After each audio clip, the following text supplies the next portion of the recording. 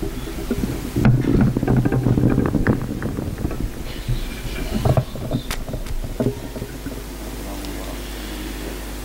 الله الرحمن الرحيم. الحمد لله الذي بيده مقاليد الفرج، الصلاة والسلام على صاحب الجبين الأبلج المبعوث بأقوم دين وأعظم منهج، صلوات ربي وسلامه عليه وعلى آله وأصحابه السرج. أما بعد، فأعوذ بالله من الشيطان الرجيم. يرفع الله الذين آمنوا منكم والذين أوتوا العلم درجات، وقال الحق سبحانه وتعالى: إن هذا القرآن يهدي للتي هي أقوم ويبشر المؤمنين الذين يعملون الصالحات أن لهم أجرا كبيرا.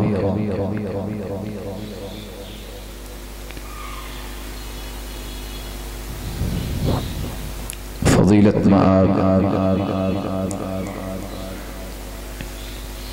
الجهبذ في علم الحديث، فضيلة الشيخ حافظ محمد شريف حفظه الله ويرعاه وسلمه وسدد خطاه ومتعنا الله بطول حياته، اساتذہ گرامی اور انتہائی قابل قدر مہمانان گرامی اور مستقبل کے روشن ستاروں، اللہ ذوالجلال آپ سب کو ایمان، صحت، خوشی اور عزت و برکت والی لمبی زندگی عطا فرمائے۔ اللہ ذوالجلال ہم سب کے خالق اور مالک ہیں، وہی رازق اور قادر مطلق ہے۔ اس مالک الملک نے انسان کو دو چیزوں کا مرکب بنایا ہے، ایک اس کا جسم ہے جس کو رب تعالیٰ نے مٹی سے بنایا، اور اس کی نشو و نما کے لیے اس کی غذا، اس کی خوراک اور ضروریات کا بندوبست بھی اللہ نے مٹی سے فرمایا۔ دوسری چیز، اس جسم میں اللہ ذوالجلال نے روح کو داخل کیا، اور اس روح کی نشو و نما کے لیے اور اس کی تازگی کے لیے اس کی غذا کا بندوبست بھی اللہ نے آسمانوں سے کیا۔ جس طرح یہ مٹی سے بنایا گیا جسم، اس کی غذا کا خیال نہ کیا جائے تو یہ بیمار ہو جاتا ہے، اسی طرح اگر روح کی غذا کا خیال نہ کیا جائے تو یہ روح بھی بیمار ہو جاتا ہے۔ مالک الملک نے روح کی غذا اس وحی کو بنایا ہے جس کو قرآن مجید کے نام سے یاد کیا جاتا ہے۔ یہ ایک حقیقت ہے کہ جسم جتنا بھی توانا اور خوبصورت ہو، اگر روح کا رشتہ اس سے ٹوٹ جائے تو اس جسم کی کوئی قیمت نہیں رہتی۔ باپ بھی کہہ رہا ہوتا ہے ذرا جلدی کیجئے، لوگوں نے واپس جانا ہے جنازے کے بعد۔ بیٹا بھی کہہ رہا ہوتا ہے انکل ذرا جلدی کروا دیجئے۔ کل شیء یرجع الی اصلہ، ہر چیز جہاں سے آئی ہے اسے وہاں واپس پلٹ کے جاتی ہے۔ مٹی سے بنایا گیا جسم ایک نہ ایک دن مٹی میں ہی واپس چلا جائے گا۔ روح جو کہ آسمانوں سے آئی ہے، اگر اس کی غذا کا خیال کیا گیا تو ہر آسمان پہ اس کو خوش آمدید کہا جائے گا اور اسے جنت کا مہمان بنایا جائے گا۔ لیکن اگر اس کی غذا کا خیال نہ کیا گیا تو پھر جسم تو شاید مٹی کی پہلی تہہ میں ہو، اس کو ساتوں زمینوں کے نیچے سجین نامی جیل کا قیدی بنا دیا جائے۔ اس لیے اللہ ذوالجلال نے ایک فیصلہ دیا ہے کہ رفعت، بلندی، شان و شوکت، مقام و مرتبہ اللہ نے ان لوگوں کے لیے رکھا ہے جن کو ایمان کی دولت نصیب ہوتی ہے، پھر وہ علمی درجات طے کرتے ہیں۔ سب سے بڑا علم وہ ہے جس کو اللہ نے اتارا ہے، جس کو اللہ نے نازل کیا۔ یہ وہ معرفت ہے، یہ وہ پہچان ہے جو قرآن پڑھنے سے ملتی ہے، یہ وہ ادراک ہے جس سے انسانی زندگی کے مقاصد پورا کرنے میں مدد ملتی ہے، جس کو قرآن پڑھے بغیر انسان سمجھ نہیں سکتا۔ اور علم ہوتا ہی وہ ہے جس سے انسان کو اللہ کا تقرب نصیب ہوتا ہے، اور قرآن سے بڑھ کے تقرب حاصل کرنے والی کون سی چیز ہو سکتی ہے؟ اللہ تعالیٰ نے اس کو نوشتہ ہدایت بنایا ہے۔ امام ابن تیمیہ رحمہ اللہ فرمایا کرتے تھے، من قرأ القرآن وتدبر طالبا للهدى تبين له طريق الجنة۔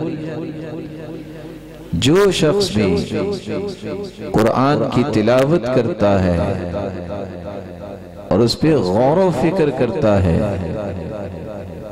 اور اس کا قصد اور ارادہ یہ ہوتا ہے کہ اللہ مجھے ہدایت کی دولت سے مالا مال کرے، اللہ ذوالجلال صرف اسے ہدایت نہیں دیتے، جنت کی راہیں اس کے لیے روشن کر دیتے۔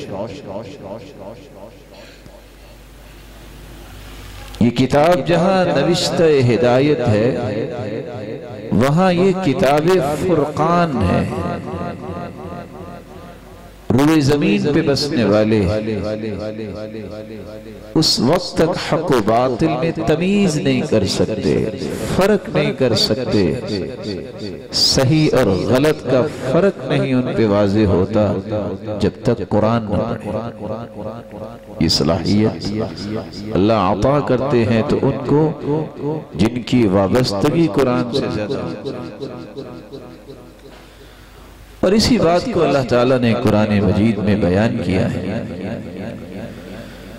تبارک الذی نزل الفرقان علی عبدہ لیکون للعالمین نذیرا۔ بابرکت ہے وہ ذات جس نے کتاب فرقان کو اتارا۔ یہ کتاب فرقان جس کو نصیب ہو جائے، محمد فرق بین الناس، جس طرح رسول اللہ صلی اللہ علیہ وسلم کو اللہ ذوالجلال نے جہاں سرتاج رسل بنایا، وہاں اس کی تعلیمات ہی فرق کرتی ہیں کہ حق کیا ہے، باطل کیا ہے، کون ہیں لوگ جو اس وقت حق پہ ہیں اور کون ہیں لوگ جو باطل پہ ہیں۔ یہ قرآن پڑھنے سے انسان کے اندر صلاحیت آ جاتی ہے کہ وہ حق و باطل کی تمیز کرنا جانتا ہے اور حق کے لیے اپنی زندگی لگانا جانتا ہے اور باطل سے اپنے آپ کو بچانے کی صلاحیت حاصل کر لیتا ہے۔ یہ وہ کتاب عظمت ہے جس کے بارے میں رسول اللہ صلی اللہ علیہ وسلم نے فرمایا لا حسد الا في اثنتين رجل آتاه الله القرآن فهو يقوم به آناء الليل وآناء النهار. دو شخصیات ہی دنیا میں قابل رشک جن کو دیکھ کر یہ تمنا کرنی چاہیے، یہ شوق اور ذوق پیدا ہونا چاہیے، خواہش کرنی چاہیے، اے اللہ مجھے بھی ایسا بنا دے، میری اولاد کو بھی ایسا بنا دے اور میری نسلوں کو بھی ایسا بنا دے. وہ کون سی شخصیات ہیں؟ ایک وہ شخص جس کو اللہ عز و جلال نے قرآن کی دولت سے نوازا ہے، وہ دن رات اس کی تلاوت کرتا ہے، دن رات اس کے اوامر کی روشنی میں اپنی زندگی کے زاویوں کو درست کرتا ہے، دن رات اس کے نواہی کی روشنی میں اپنے آپ کو ہر قسم کی برائی سے بچاتا ہے. وَرَجُلٌ آتَاهُ اللَّهُ مَالًا فَهُوَ يُنْفِقُ مِنْهُ آنَاءَ اللَّيْلِ وَآنَاءَ النَّهَارِ.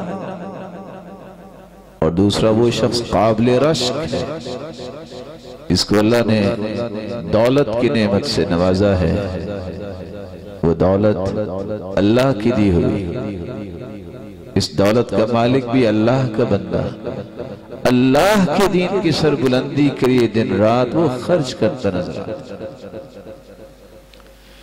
لیکن یہاں یہ یاد رہنا چاہیے قابل رشک وہی شخص ہے جس کو صرف قرآن نہیں ملا، قرآن کے ساتھ عمل بھی ملا ہے، اس کی محبت بھی ملی ہے اور دن رات اس قرآن کے ساتھ اس کی وابستگی.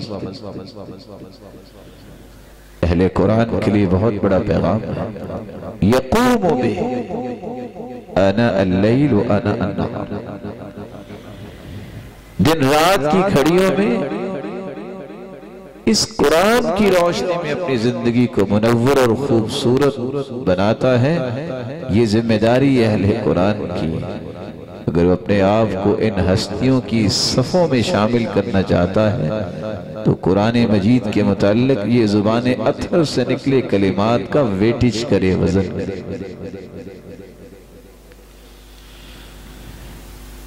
یہ وہ کتاب عظمت ہے جس کے بارے میں رسول اللہ صلی اللہ علیہ وسلم نے فرمایا خیرکم من تعلم القرآن وعلمہ.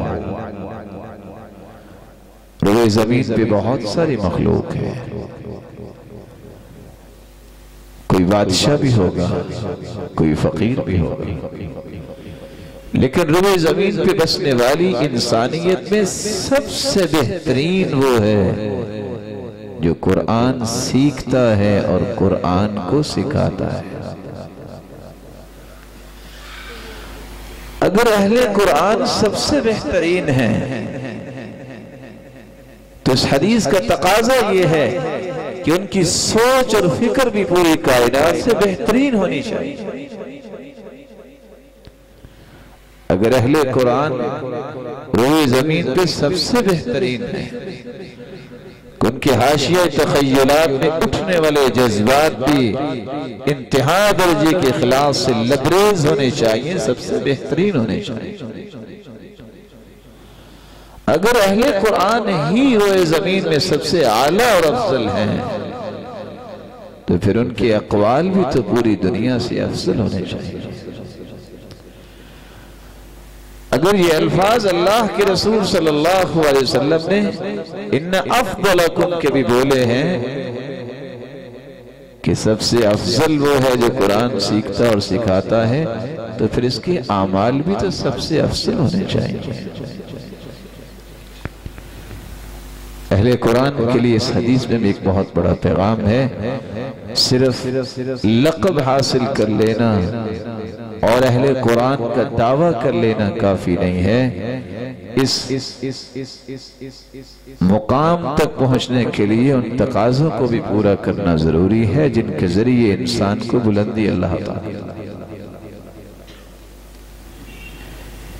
یہ وہ عظیم کتاب ہے جس کے بارے میں رسول اللہ صلی اللہ علیہ وسلم نے فرمایا علیک بذکر اللہ وتلاوت القرآن فإنہ ذکرک فی الارض وروحک فی السماء۔ زندگی میں دو چیزوں کو نہ چھوڑ، اللہ کا ذکر اور قرآن مجید کی تلاوت۔ اللہ کے ذکر اور قرآن سے تمہیں زندگی میں وہ لذت اور سرور، وہ راحت نصیب ہوگی کہ تمہاری اس راحت کو دیکھ کے دنیا بھی عاشش کرے گی کہ یہ ہیں وہ دیندار جن کو دنیا کا کوئی فکر نہیں ہے۔ بڑی بڑی مصیبتیں اور بڑے بڑے دکھ دنیا کو آتے ہیں لیکن ان کی مسکراہٹیں ختم نہیں ہوتی۔ اللہ دنیا میں بھی عزت سے نوازیں گے لیکن شاید کہ اس سے بڑا انعام یہ ہے کہ تم چلتے زمین پہ ہو، تمہارے تذکرے ملأ الاعلی میں تمہارا رب کرتا ہے۔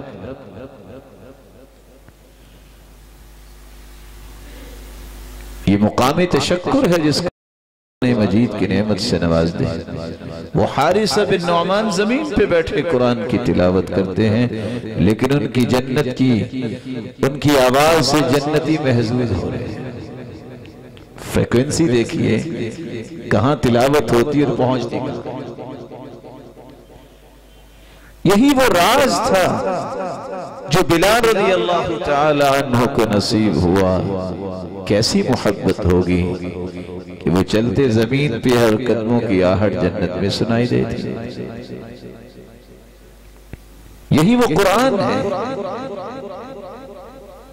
کہ آج 100 سال کی زمانہ 14 کروٹیں لے چکا ہے لیکن ایک 14 سالہ بچے کا نام آ جائے تو بڑے بڑے مفسرین کی نظریں جھک جاتی ہیں اور قلمیں لکھتی لکھتی رک جاتی ہیں۔ کس کا نام آیا ہے؟ یہ عبداللہ ابن عباس رضی اللہ تعالیٰ عنہ کا نام آیا ہے جس کو اللہ نے عظمت دی تو اس قرآن کی وجہ سے۔ سرتاج رسول کی دعائیں تھیں اللہم علمہ القرآن، اللہم علمہ الکتاب، اللہم علمہ التأویل، اللہم فقہ فی الدین، اللہم علمہ الحکمہ۔ اور سیدنا عبداللہ ابن عباس کہا کرتے تھے دعالی رسول اللہ صلی اللہ علیہ وسلم، اللہ کے رسول نے میرے لئے دعا کی حکمت کے بارے میں 2 مرتبہ آپ نے مجھے کہا۔ یہ وہ کتاب عظمت ہے جب انسان قبر میں جائے گا تو وہ سوالات جو آج امت بھلا بیٹھی، کوئی 5 کلاسیں پڑھا ہے یا کسی نے پی ایچ ڈی کی ہے، سوالات 3 ہی ہونے ہیں۔ من ربک، ما دینک، ماذا تقول في هذا الرجل الذي بعث فيكم۔ صحیح جوابات دینے والا قبر میں ہوگا تو وہ کون ہوگا؟ صحیح بخاری کی روایت بتاتی ہے فرشتے سوال کریں گے تم نے جواب کیسے دے دیے؟ وہاں صاحب قرآن یہ کہے گا قرأت القرآن وعملت بما فيه وصدقت، میں نے قرآن پڑھا تھا، میں نے اس کے مطابق عمل کیا تھا اور میں نے تصدیق کی تھی کہ جو بھی میرے رب نے فرمایا ہے حق فرمایا۔ قیامت کی ہولناکیاں کون نہیں جانتا؟ ستحشرون يوم القيامة حفاة عراة غرلا بهما، کوئی لباس نہیں ہوگا جس میں، پاؤں میں جوتی نہیں ہوگی۔ اس قیامت کے دن بھی اللہ ذوالجلال نوازیں گے تو کس کو نوازیں گے؟ یجیء القرآن یوم القیامہ قیامت کے دن قرآن آئے گا اور آ کے سفارش کرے گا پڑھنے والے کے لیے، اے اللہ اس کو انعامات سے نوازیے۔ فَيُلْبَسُ تَاجُ الْكَرَامَةِ، عزت کا، کرامت کا تاج اسے پہنایا جائے گا۔ پھر قرآن کہے گا یا رب زدہ، اے اللہ کچھ اور عطا کیجئے۔ فَيُلْبَسُ حُلَّةُ الْكَرَامَةِ، عزت کی خلعت فاخرہ اسے پہنائی جائے گی۔ پھر قرآن کہے گا یا رب ارض عنہ، اے اللہ اس سے راضی ہو جائیے۔ فَيَرْضَى عَنْهُ، اللہ عزوجلال اس سے راضی ہو جائیں گے۔ پھر اب تعالیٰ کی رضا کا مظہر کیا سامنے آئے گا؟ اللہ عزوجلال جب راضی ہوں گے تو صرف اس کو نہیں، اس کے والدین کے سر پہ بھی تاج سجایا جائے گا، ایسا تاج لا تقوم له الدنیا۔ ان دونوں تاجوں کی قیمت اتنی زیادہ ہے، اگر دنیا اور جو کچھ دنیا میں ہے یہ بیچ دیا جائے تو اس کی قیمت ادا نہیں کی جا سکتی۔ اور والدین اس دن کہیں گے یا رب بما کسینا، اللہ یہ تاج ہمیں کیوں پہنایا گیا، کس وجہ سے، کس عمل کے سبب ہمیں یہ تاج ملا ہے؟ علماء یہ کہتے ہیں انسان شاید سوچے گا میں نے تہجد بہت پڑھی، میں نے صدقہ بہت کیا، بلا شبہ یہ دونوں عمل بہت اعلیٰ ہیں، لیکن جواب یہ ملے گا، سلسلہ صحیحہ کی روایت ہے، بِأَخْذِ وَلَدِكُمَ الْقُرْآنِ، تم نے اپنے بچے کے ہاتھوں میں قرآن تھما دیا تھا، بِتَعْلِيمِ وَلَدِكُمَ الْقُرْآنِ، تم نے اپنے بچے کو قرآن کی تعلیم سے آراستہ و پیراستہ کیا۔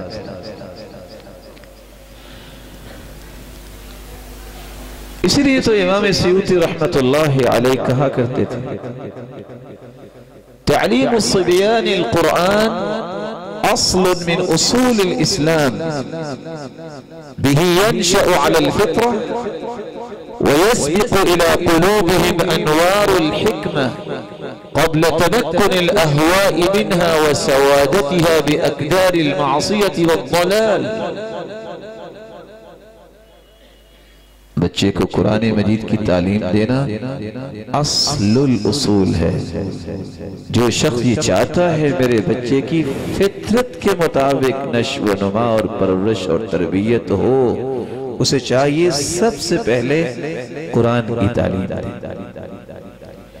کیا ہوگا؟ یسبق الی قلوبہم انوار الحکمہ، اس قرآن کی بدولت اس کے دل پر حکمت و دانائی براجمان ہو جائے گی، ایسی حکمت آئے گی پھر گمراہیوں اور معصیت کے دبیز پردے بھی اس کی روشنی کو مدد نہیں کر سکتے۔ امام ابن تیمیہ رحمہ اللہ اس لیے کہا کرتے اصل علم ہے تو ہے ہی قرآن، اس لیے قرآن سے پہلے کوئی چیز اپنے بچے کو نہ سکھاؤ۔ اور لفظ کیا بولتے تھے؟ کیونکہ قرآن کے مقابلے میں کوئی بھی علم اور فن اما ہوا باطل او قلیل النفع، کوئی قرآن کا آلٹرنیٹ نہیں ہو سکتا، یا تو اس کے مقابلے میں کوئی چیز باطل ہوگی یا اگر وہ صحیح بھی ہے تو قرآن جیسا نفع کسی اور چیز میں ممکن نہیں۔ اس لیے امام ابن تیمیہ رحمت اللہ علیہ یہ وہ لوگ ہیں جیل کی اندھیر کوٹری میں بھی قرآن سے محبت کرنے والے 81 مرتبہ لکھنے والا لکھتا ہے قرآن ختم کرتے ہیں جیل میں، اور آخری مرتبہ جب یہ آیت پڑھ رہے تھے فی مقعد صدق عند ملیک مقتدر، اس آیت کو پڑھا اور اپنے رب کے پاس چلے گئے۔ یا رب ارض عنہ، اللہ اس سے راضی ہو جائیے، فیرض عنہ، اللہ راضی ہو جائیں گے۔ یہ کتنا خوش نصیب، سعادت مند، بختور ہے۔ جس کو خلعت فاخرہ بھی پہنائی گئی، تاج بھی پہنایا گیا۔ قرآن اس کا سفارشی ہے، والدین کو بھی تاج پہنایا گیا۔ پھر ایک اور وہ انعام دیں گے جس کی تمنا کرنی چاہیے۔ اللہ ذو جلال کے پیغمبر نے فرمایا الماہر بالقرآن مع السفرة الکرام البررہ۔ لکھنے والے لکھتے ہیں قیامت کے دن انسانیت کے دو فیز ہوں گے۔ ایک فیز وہ ہوگا یوم یکون الناس کالفراش المبثوث، لوگ پتنگوں کی طرح گرے ہوئے ہوں گے، کسی کو ہوش نہیں ہوگی۔ وَتَرَى النَّاسَ سُكَارَى وَمَا هُمْ بِسُكَارَى، شاید لوگ سمجھیں گے کہ نشہ کیا ہوا ہے لیکن نشہ نہیں کیا ہوگا۔ وَلَكِنَّ عَذَابَ اللَّهِ شَدِيدٌ، یہ تو قیامت کی ہولناکیاں ہیں۔ ایک فیز یہ بھی آئے گا جب رسول اللہ صلی اللہ علیہ وسلم سفارش اور شفاعت کریں گے اور لوگوں کے حساب و کتاب شروع ہونے لگیں گے۔ وَعُرِضُوا عَلَىٰ رَبِّكَ صَفًّا، لوگوں کو صفوں کی حالت میں پیش کیا جائے گا، وہاں ایک فیصلہ سنایا جائے گا۔ الماہر بالقرآن مع السفرة الکرام البررہ، اے قرآن مجید کے پڑھنے میں مہارت حاصل کرنے والے، اے قرآن مجید کے مفاہیم اور مدعا کو سمجھنے میں مہارت حاصل کرنے والے، قرآن مجید میں عمل، قرآن مجید کے مطابق عمل میں مہارت حاصل کرنے والے اور اس کے پیغام کو دنیا کے کونے کونے تک پہنچانے کی مہارت حاصل کرنے والے، آ جاؤ آج ان خاکی صفوں سے نکل آؤ اور آ جاؤ ان صفوں میں جن صفوں میں جبریل امین کھڑے۔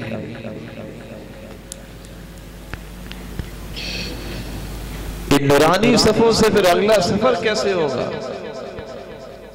یقال لصاحب القرآن اقرأ وارتقی ورتل كما كنت ترتل في الدنيا فإن منزلتك عند آخر آية تقرأها۔ صاحب قرآن سے کہا جائے گا تم دنیا میں بھی تلاوت تو کرتے تھے لیکن لیمیٹڈ لوگ آپ کی تلاوت سنتے، تم سٹیج پہ بھی بیٹھتے تو تلاوت کر کے نیچے آ جاتے، آج یہاں ایسا نہیں ہوگا۔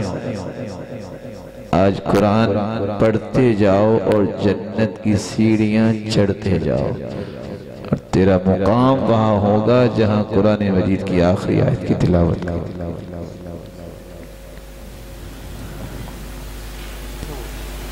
اس وقت سٹیج پہ وہ ہستی بیٹھی ہے جو علم و فن کی گہرائیوں اور علم حدیث کی گہرائیوں سے واقف ہے۔ جملہ کتب حدیث جمع کر لیجئے، اس پلے کی روایت آپ کو کہیں نہیں ملے گی۔ دنیا دار العمل ہے، آخرت دار المکافات ہے۔ شیخ البانی رحمت اللہ علیہ روایت لائے ہیں، قیامت کے دن جب اس کو قرآن پڑھنے کا کہا جائے گا وَيُزَادُ بِكُلِّ آيَةٍ حَسَنَةٍ، یہ قیامت کو جب جنت کی سیڑھیاں چڑھے گا جو آیت پڑھے گا وہاں بھی ہر آیت کے بدلے اس کی نیکیوں میں اضافہ کر دیا۔ اللہ جلال ہم سب کو اہل قرآن کی صف میں شامل فرمائے اور ہماری اولادوں کو بھی یہ نعمت عطا فرمائے، بلکہ یہ ہماری نسلوں تک یہ نعمت جاری و ساری رکھے۔ ان للہ اہلین، رسول اللہ صلی اللہ علیہ وسلم نے فرمایا اللہ کے کچھ خاص بندے بھی۔ قیل من ہم یا رسول اللہ، اے اللہ کی رسول صلی اللہ علیہ وسلم وہ کون ہے؟ قال اہل القرآن ہم اہل اللہ وخاصتو، اہل قرآن ہی اللہ والے ہیں اور اللہ کے خاص الخاص۔ کیسے خاص الخاص نہ ہوں؟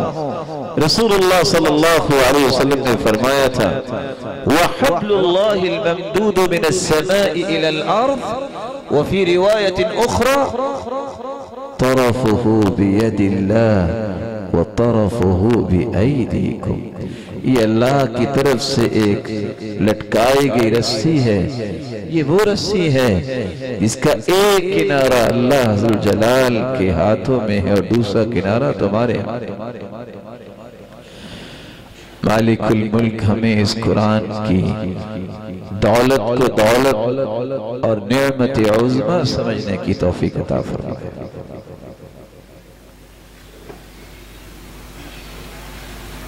بندہ مومن کی زندگی کا سب سے بڑا مقصد یہ ہونا چاہیے کہ مجھے اپنے رب سے ہم کلام ہونا ہے اور اس سے مناجات کی لذتیں کرنی ہے۔ اس لیے جب بھی قرآن کھولو تو 5 مقاصد سامنے رکھا کرو۔ وہ کیسے تھے کرنا جو قرآن کو پکڑتے اپنے چہرے پہ لگاتے اور رونے لگ جاتے؟ پوچھنے والا پوچھتا کیا ہوا؟ کہتے ہیں اس سے بڑی خوش نصیبی کیا ہے کہ میرے رب نے یہ کلام میری قسمت میں کر دیا۔ قرآن کو اس نظریے سے کھولو، دنیا جہان کا سب سے بڑا علم اللہ نے قرآن میں رکھا۔ عبداللہ ابن مسعود رضی اللہ عنہ اس لیے فرمایا کرتے تھے اذا اردتم العلم فانصروا هذا المصحف فإن فيه علم الأولين والآخرين۔ جب تمہیں علم و معرفت کا شوق اور ذوق پیدا ہو جائے، تم چاہو کہ تمہارے پاس بھی علم آئے، اس قرآن کو کھول لیا کرو۔ اس میں اللہ نے پچھلی قوموں کی باتیں بیان کی علم رکھا ہے اور قیامت تک آنے والی انسانیت کے لیے بھی علم رکھا ہے۔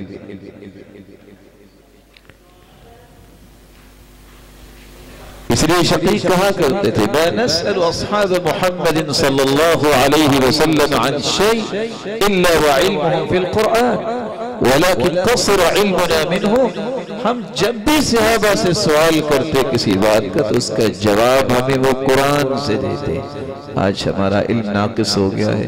بڑے سے بڑے آدمی سے کوئی بات پوچھیں، کہتے چرچل نے یہ کہا، آئنسٹائن نے یہ کہا، نیوٹن نے یہ کہا۔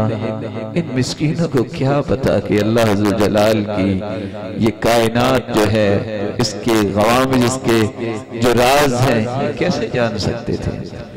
اس کے بارے میں پوچھنا ہے تو پوچھو امام ابن تیمیہ سے، اس کے بارے میں پوچھنا ہے تو پوچھو امام ابن القیم سے، ان لوگوں سے پوچھو جو امام شعبہ جیسے ہیں کہ جب فوت ہونے لگے تو بہن رونے لگ جاتی ہے، کہتے ہیں کیا ہوا؟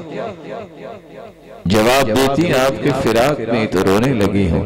کہا پریشانی کی بات نہیں ہے، یہ سامنے تم پلر دیکھ رہی ہو، اس پلر کے پاس بیٹھ کے میں نے 18,000 مرتبہ قرآن ختم کیا ہے، بس دعا کرو قبول ہو جائے۔